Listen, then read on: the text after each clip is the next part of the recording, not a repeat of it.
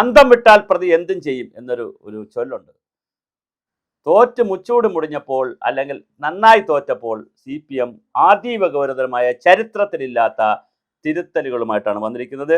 ഇപ്പോൾ കൂട്ടുപിടിച്ചിരിക്കുന്നത് ആർട്ടിഫിഷ്യൽ ഇൻ്റലിജൻസിനെയാണ് കൂട്ടുപിടിച്ചിരിക്കുന്നത്.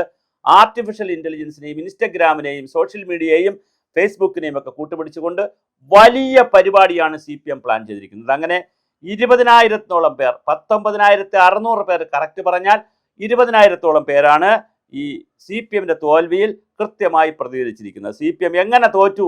ശങ്കരാടിയുടെ ഒരു ചിത്രത്തിൽ പറഞ്ഞതുപോലെ, മറ്റേ ഒരു ചോദിക്കുന്ന പോലെ പ്രതിക്രിയാവാദവും അതുപോലെ തന്നെ അന്തർനാടകവും അന്തർധാരയൊന്നും പറയേണ്ട, നമ്മൾ എങ്ങനെ തോറ്റു എന്ന് പറയൂ സഖാവെ എന്ന് ചോദിക്കുന്ന ഒരു ചോദ്യത്തിനുള്ള ഉത്തരവുമായി CPM രംഗത്ത് വരികയാണ്.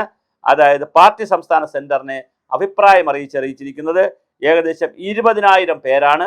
സാമൂഹ്യ മാധ്യമങ്ങളിലൂടെയും ഇൻസ്റ്റഗ്രാമിലൂടെയും ഒക്കെ വളരെ കൃത്യമായി വിവരം ചെയ്തിരിക്കുകയാണ്. കോഴിക്കോട് ചേരുന്ന വിശാല സംസ്ഥാന കമ്മിറ്റി യോഗത്തിൽ അവതരിപ്പിക്കുന്ന റിപ്പോർട്ടിന്റെ ഭാഗമാക്കാനാണ് ഉദ്ദേശിക്കുന്നത്.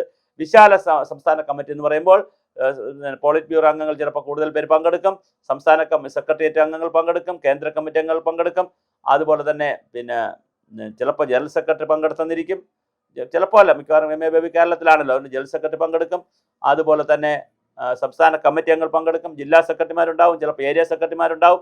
അങ്ങനെ വിശാലമായ അതിവിശാലമായിട്ടുള്ള സംസ്ഥാന സെക്രട്ടേറിയറ്റ് കൂടാനായിട്ട് തീരുമാനിച്ചിരിക്കുന്നു. കനത്ത തോൽവിയുടെ പശ്ചാത്തലത്തിലാണ് ജനങ്ങൾക്കിടയിൽ നിന്ന് ഇങ്ങനെ വിവരശേഖരണം നടത്തിയത്. 2 മാസത്തിനിടെ വാട്സപ്പിലൂടെ സന്ദേശം അയച്ചത് പോലും 17,000 പേര് സന്ദേശം അയച്ചിട്ടുണ്ട്. 2,300-ഓളം പേർ ഇമെയിൽ അയച്ചിട്ടുണ്ട്. 300-ഓളം പേർ വെബ്സൈറ്റ് വഴി വിവരങ്ങൾ അറിയിച്ചിട്ടുണ്ട്. മുഴുവൻ പ്രതികരണങ്ങളും AI ടൂൾ ഉപയോഗിച്ച് അതിനെ അനലൈസ് ചെയ്യാനായിട്ടൊരു ഏജൻസിയെ ഇപ്പോൾ ഏൽപ്പിച്ചിരിക്കുകയാണ്.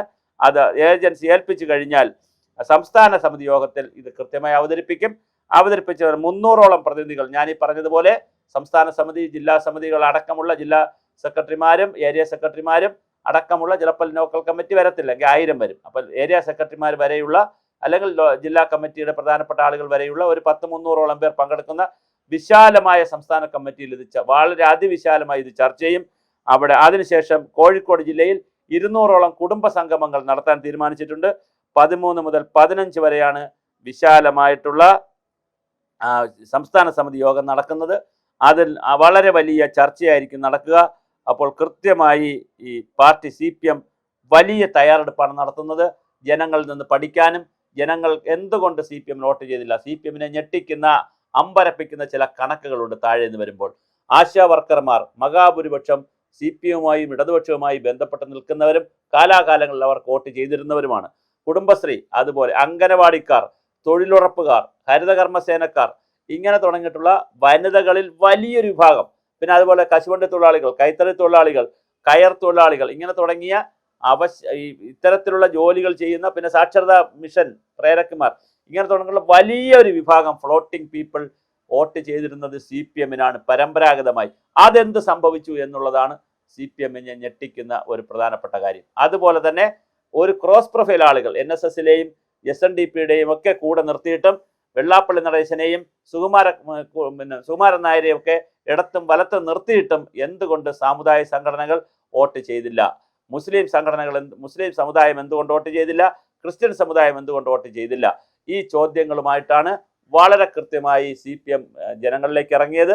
ജനങ്ങളിൽ നിന്ന് വലിയ പ്രതികരണം, 20,000-ഓളം എന്ന് പറഞ്ഞ ചെറിയ നമ്പർ അല്ലല്ലോ, 20,000-ഓളം നിർദ്ദേശങ്ങളും പ്രതികരണങ്ങളുമാണ് കിട്ടിയിരിക്കുന്നത്. ഇനി എങ്ങനെ പാർട്ടി മുന്നോട്ട് പോകണം? ചരിത്രത്തിൽ ആദ്യമായിട്ടാണ് ഇത്രയും വലിയ നിർദ്ദേശങ്ങൾ താഴെത്തട്ടിൽ നിന്ന് സ്വീകരിക്കുകയും അത് അതിവിശാലമായ ഒരു AI പ്ലാറ്റ്ഫോമിലൂടെ വിശകലനം ചെയ്യുകയും അത് വീണ്ടും അടുത്തുകൂടുന്ന സ്റ്റേറ്റ് സെൻറ്ററിൽ വലിയ സംസ്ഥാന കമ്മിറ്റിയിൽ അവതരിപ്പിക്കുകയും അതിനെ തുടർന്നുള്ള വിപുലമായ ചർച്ചയ്ക്കാണ് CPM തയ്യാറെടുക്കുന്നത്. സന്നാഹം ചെറുതല്ല, വളരെ വലിയ സന്നാഹമാണ്.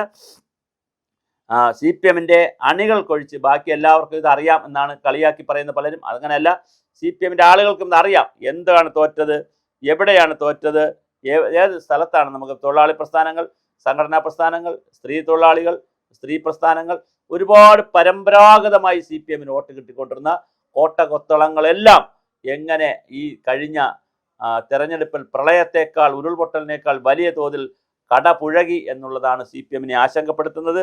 ആ കണക്കുകൾ ഒപ്പിക്കാനുള്ള ശ്രമത്തിലാണ്.